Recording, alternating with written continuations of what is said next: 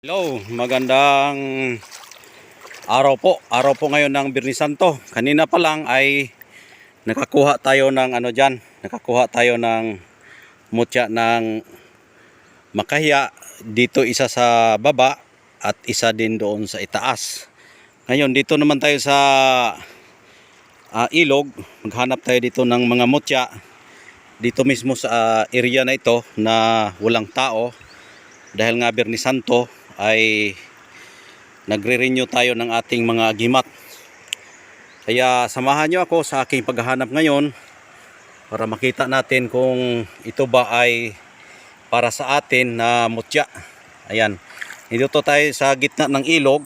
Ayan, katubigan po ito. Ayan, katubigan po ito at maghahunting tayo ng mutya ngayon ng araw ng Biyernes Santo. Dahil ang Biyernes Santo po ay pinakamalakas na enerhiya ng kalikasan na bigay po ng ating Panginoong Hesukristo.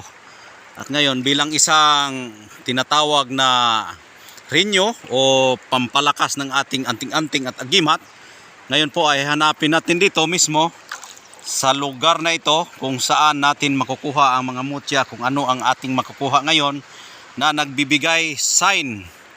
Ibig sabihin nagbibigay paramdam na kung saan pwede nating makuha ang mutya dito mismo sa gitna ng katubigan. Ayan.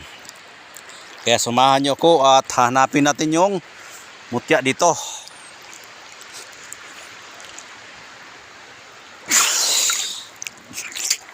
Ayan po. Maghanap tayo ng mutya dito ngayon. Dahil malakas po yun ang power kapag Biyernes Santo. Ayan.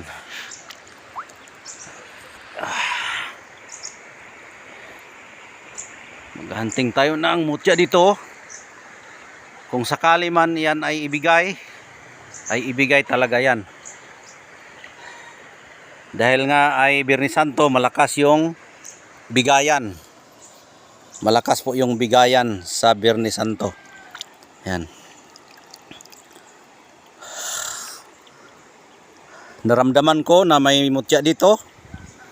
Kung saan banda yung mutya, naramdaman ko dito sa gitna ng katubigan. At hindi ko po alam kung anong klaseng mutya yan. Basta dito yan banda sa katubigan.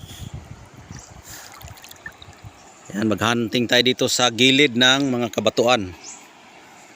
Gilid ng kabatuan tayo maghahunting. Yan.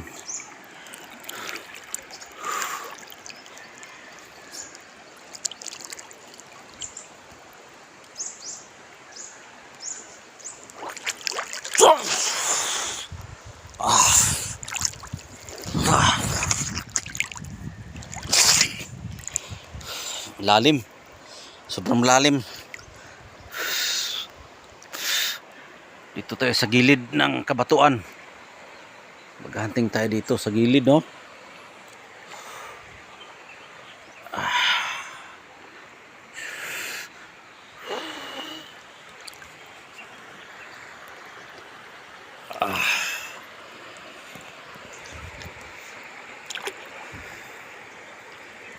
Ang daming anong kabayo-kabayo.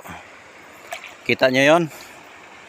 Mga kabayo yan. Kapag makita ka ng tao niyan, yan ay tinatawag na tikbalang. Yan yan.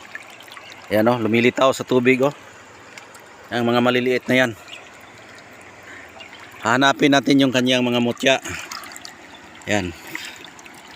Itong yan, yung lumilitaw niyan lumilitaw na tumatakbo na parang kabayo. Yan. Tingnan nyo yung area walang tao dito. Ako lang mag-isa dito. Dahil Biyernes Santo ay naghanap tayo ng mutya. Yan, nakikita ko. Yung lumalangoy sa itaas, hanapin natin yung mutya niya. Hindi natin mahanap kapag hindi natin yan hahanapin. Hanapin natin at yung sign niya pababa tapos papuntang pabalik. Ibig sabihin po yan, pababa siya, imbis paakyat siya, ayaw siyang makaakyat. Ibig sabihin yung kanyang power naiwan papunta sa baba. Yan yan naanod na at sabayan natin yan, maraming lumilitaw na mga kabayo. Yan. Bayan nyo lang ako para mahanap natin yung mga gamit sa mga yun, napakarami. Napakaraming lumilitaw. Ayan. Napakaraming lumilitaw. Hanapin natin yung mutya niya. Ayan po yung lumilitaw na mga kabayo-kabayo. Ayan. Ayan, parang lamok, no? Parang lamok lang siya. Oh, parang lamok lang tingnan, no? Pero hanapin natin yung kanyang mutya kung saan nila ilalagay. Ayan, kabayo po yan. Ayan. Dandahanin natin at ayan po yung mga kabayo. Hanapin natin yung kanyang mutya. Ayan. Ang dami nila. Oh, basta Biyernes Santo, lumalapit lang talaga sila sa atin, no? Ayan, nagpapakita na sila. Nakita nyo naman siguro sa kamera kung gaano sila kadami. Ayan. Kung gaano sila kadami, hanapin natin yung kanyang mutya. Kapag dyan siya, ang sikat ng araw nandun, ibig sabihin po niyan, nandun ang kanyang mutya. Doon banda. Pero ating pasukin kung saan nila ilagay. Hanapin natin dito sa gilid yung mutya. Simple lang ito hanapin kapag Biyernes Santo. Yan. Dito kasi sila kanina. Oh, nandyan pa nga sila. Oh, marami pa.